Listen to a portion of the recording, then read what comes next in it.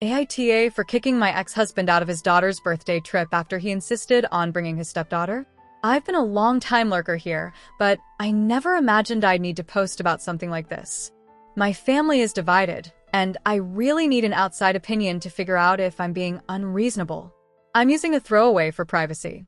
For the last few months, I, 32F, have been planning my daughter Emma's, fake name, 13th birthday celebration.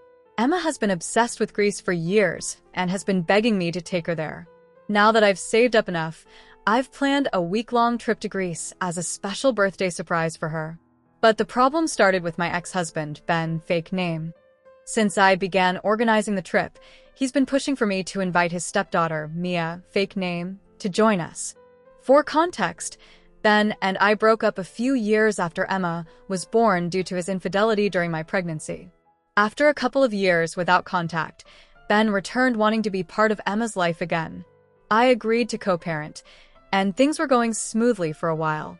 That is, until he married his new wife, Susan, fake name, who already had Mia from a previous relationship. Susan and I get along really well, and Emma and Mia have a good relationship.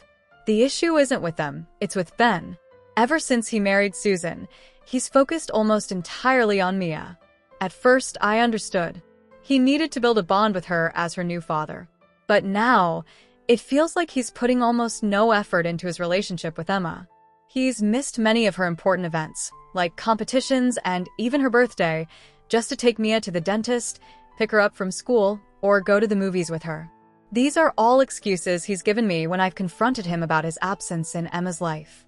I want to be clear. I have nothing against Mia. I love the girl. But the issue is Ben's attitude toward her as if she's his only daughter. I've talked to him about this several times, and his response is always the same. That Mia needs a dad too, and that I should appreciate him being involved in Emma's life at all. When it came time to plan Emma's birthday trip, I deliberately didn't invite Mia and Susan so that Ben could focus on spending time with Emma. I spoke to them beforehand, and since Mia isn't fond of traveling, they both agreed not to join us. Ben, however, refused to accept this and kept insisting that I should invite Mia. He argued that it would be a good opportunity for the girls to hang out. I remained firm in my decision, but last week, when I asked Ben to confirm the dates for the trip, he said he wouldn't come unless Mia was invited. I told him no, but he still wouldn't back down. At that point, I had had enough. I told him that if he couldn't come without Mia, then he shouldn't bother coming at all. He tried to argue, but I haven't spoken to him since. He's been sending me constant messages, but I just don't have the energy to deal with him. Now, some of my friends have been calling me, asking why I uninvited him and calling me a bitch for doing so. My mom thinks Ben was unreasonable, but also says I was being cruel by kicking him off the trip entirely. My sister, however, agrees with me that Ben shouldn't come at all. At first, I was sure of my decision, but now I'm starting to question whether I overreacted. I don't want Emma to think her dad doesn't care enough to be there, but if I allow him to come, I know he will spend the entire trip with Mia, just like he's done before. And I don't think that would be any better for Emma. Everyone in my family is divided, and I need to know if I'm overreacting. Am I being unreasonable here? I wasn't expecting so many comments. Thank you to everyone who has shared their advice. I'm trying to respond to as many as I can, but I might not be able to get to all of them. A few things to clarify. Is Ben Mia's dad? No, he's not. I've met her biological father, and she looks just like him. Does Ben have bad intentions with Mia? I don't think so. I believe he sees her as the daughter he's always wanted. They have a lot of shared interests. Are Mia and Susan okay with all this? No, they aren't thrilled. Susan and Mia have been trying to convince Ben to let it go, but he's stubborn. I've also asked them not to get involved so the situation doesn't escalate further. Is this what Emma wants? Emma really wants her dad to come. She loves him a lot, and she was excited about him being there. I'll talk to her since it's her trip, and I want her to make the final decision. Would Emma want Mia to come? Yes. Emma looks up to Mia, and the two of them get along really well. Even without our involvement, they've naturally become friends. I'll talk to Emma and update everyone when I can. Thank you again for the support. It's really helped me feel less stressed. I'll keep you all posted after I have that conversation with Emma. Hello again, Reddit. I wasn't planning on posting another update, but since we're heading to Greece tomorrow, Emma asked me to share how things have unfolded. For those of you who are curious, here's what's happened. I hope this helps those who are following the situation. A lot has changed since my last post, so I'll do my best to explain everything. This might be long, so I'll start with a quick summary for anyone who doesn't want to read everything. Susan found out about Ben's cheating in our previous relationship, and after an argument, they're getting a divorce. Mia and Susan will be joining us on the birthday trip.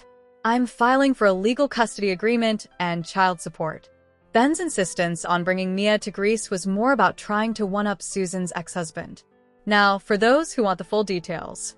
After my last post, I reached out to Emma's therapist for advice on how to handle the situation.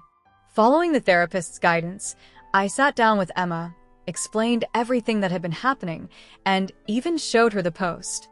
I made sure to reassure her that none of this was her fault and apologized for making decisions without discussing them with her first. I told her to take her time processing everything and that I was ready to listen whenever she was ready to talk. I'm so glad I did this because a few days later, Emma came to me with her thoughts. Giving her time to reflect really helped her sort through everything and express herself.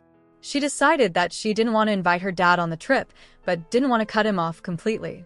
I didn't agree with her decision at first, but I respected it and didn't push the matter. We talked about a lot of other things, but I'd prefer to keep those details private. I also suggested family therapy, which Emma agreed to, and I've already booked sessions for next year. She'll still be going to individual therapy, and so will I. I'm hoping it will help us communicate better and guide me in making better decisions in the future as her mom. By the end of our talk, we had a good cry. I admit, I was the one who started it, shared hugs, and then watched Mamma Mia together. Now, on to the drama. I decided to reach out to Susan and invited her over to talk about Ben. I showed her the post, including the comments where people were concerned about Ben's relationship with Mia. While I didn't share those concerns myself, I wanted Susan to decide for herself. As she read through the post, she got to the part where I mentioned Ben's cheating. She was confused and asked what I meant. I explained how, during my pregnancy, I discovered texts and photos from other women on Ben's phone.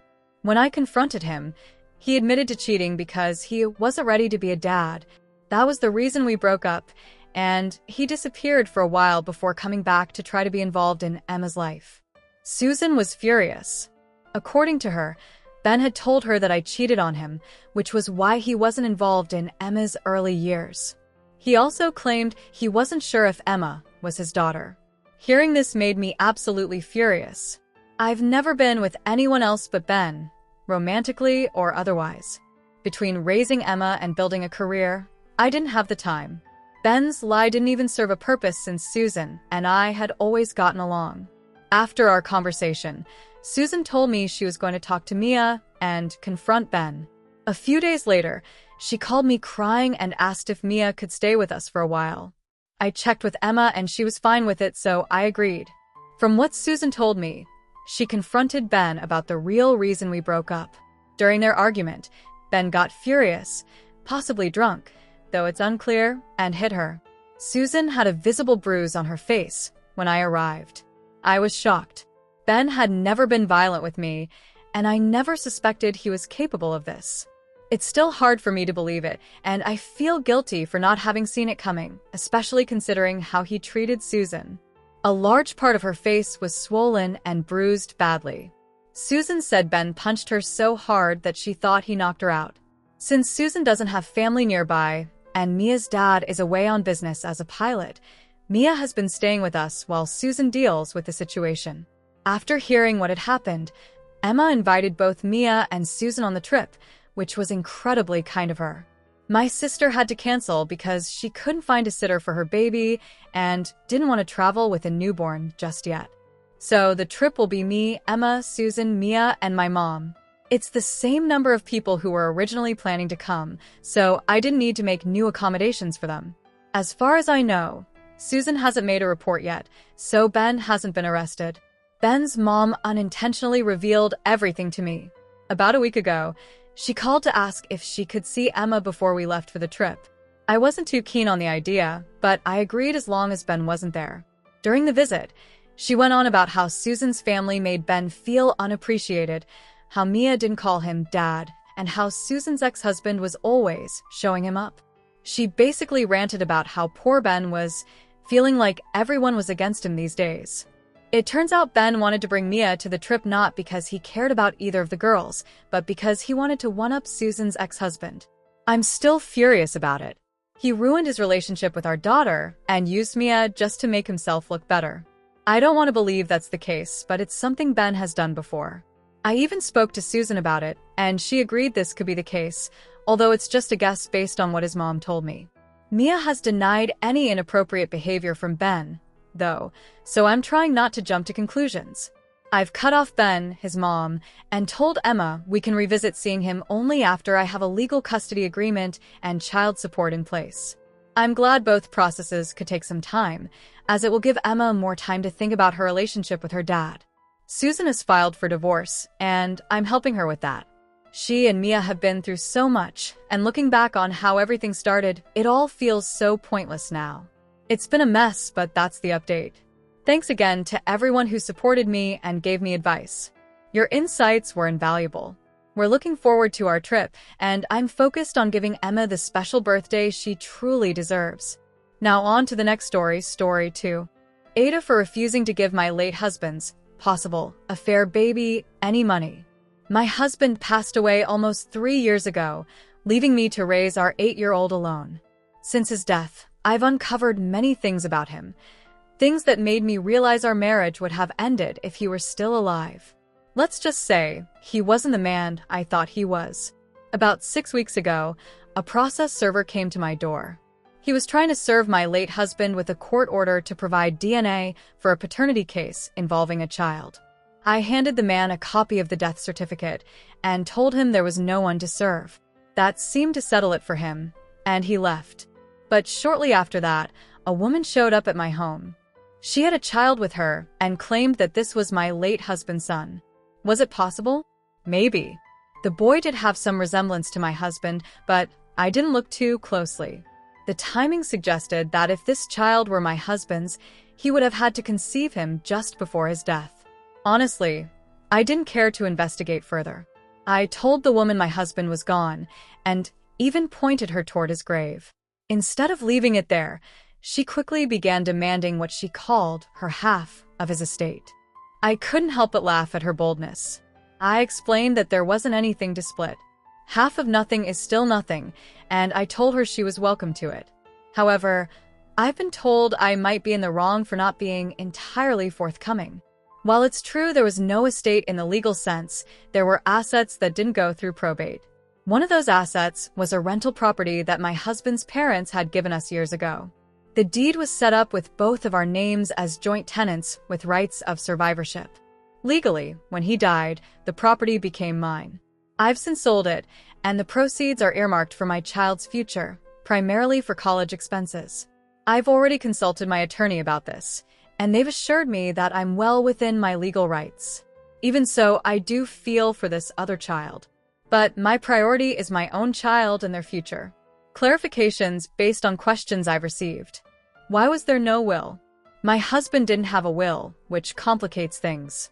In our state, the inheritance laws for someone who dies intestate state that the spouse gets the first $50,000 of the estate, with the remaining assets divided equally between the spouse and any children. If this boy is confirmed as my husband's child, the estate would be split, with 25% going to each child and 50% to me. But this is all hypothetical because his actual estate was laughable, an empty bank account and $40 in cash. Everything else, including the rental property, passed outside of probate. This is why having a good estate attorney is invaluable, even though I could never get my husband to sit down with one and make a will. What about life insurance? There was no life insurance policy. The only financial support my child and I receive comes from survivor benefits through Social Security. These benefits cover my child's therapy bills, which are much needed given everything we've been through. My husband didn't work much during our marriage, but he had just enough credits to qualify for these benefits. What about the other child? If this child does turn out to be my husband's, I'm not opposed to helping them access survivor benefits too. Since these benefits wouldn't impact what my child receives, I feel that's fair. However, on my attorney's advice, I'm holding off for now because we don't know what the other mother might do next. If she files for these benefits, Social Security would backdate payments to the date she applies, so waiting won't reduce the amount her child might receive. Did the other woman know about your marriage? I honestly don't know. She didn't say whether she knew my husband was married when they were together, and I didn't ask. At this point, it doesn't make much difference to me. What about your husband's parents? My relationship with my in-laws is complicated. They've always held on to an idealized version of their son, and I haven't shared any of these recent developments with them. As far as they're concerned, their son was a saint. I've decided it's best to let them keep believing that. At the end of the day, my focus is on raising my child and securing their future. While I feel for the other child, I can't let that come at the expense of my own kid. Am I wrong for drawing that line? Several months ago, I shared my story here, and now that most of the dust has settled, I thought it was time for an update. To start, yes, the child is indeed my late husband's. Or, at least, there's enough shared DNA to confirm that my in-laws are the child's biological grandparents, and there's no chance the child could belong to their other son. This revelation has brought about a series of challenges, but the biggest update involves the child's current situation. The mother no longer has custody. From what I've pieced together, there may have already been an open CPS case when the child's mother first reached out to me. She appears to have been using the same illegal substances that my husband struggled with, which, in hindsight, probably explains how they met in the first place. Sadly, her addiction has resulted in the child being placed in foster care. My in-laws were evaluated as potential caregivers, but they were deemed unsuitable placements by the system. As for me, I've made the difficult decision not to take on the responsibility of caring for the child. It's not an easy choice, and it's weighed heavily on me, but my primary focus remains on protecting and providing for my own child. That said, I've been working with a caseworker to secure survivor benefits for the child. In my state, Social Security survivor benefits offset any child support obligations. This means that even if my husband had left behind an estate, the benefits would most likely exceed what he would have been required to pay in child support based on his work history prior to his death. Thankfully, this process hasn't affected the benefits my own child receives, which has been a relief. I'm still uncertain about how to proceed long-term. For now, I've set aside some money for the child in an online savings account, but the account remains in my name. I want to ensure that the funds are protected and that the child's mother has no potential access to them, especially while her parental rights remain in question. Until her rights are officially terminated or the child ages out of the foster system, I feel this is the safest option. Another difficult step I know I'll have to take eventually is telling my child about their sibling. I've been putting off this conversation, but I know it's inevitable. My child deserves to know, and I want to approach the subject with care and honesty when the time feels right. The past few months have been emotionally exhausting, to say the least. I'm still grappling with the sheer weight of cleaning up the mess my husband left behind. Even in death, his actions continue to ripple through our lives, forcing me to make tough decisions I never thought I'd face. I'm angry at him for his reckless choices, angry at the situation, and angry at how it has affected my life and my child's. But beneath that anger is also a resolve to move forward. I'll do what I can for this child without jeopardizing my own family's stability. For now, I'm taking things one step at a time, trying to make decisions that honor my own child's needs while not turning a blind eye to the other child's situation. I'll keep doing my best, even if this journey is one I never asked to take.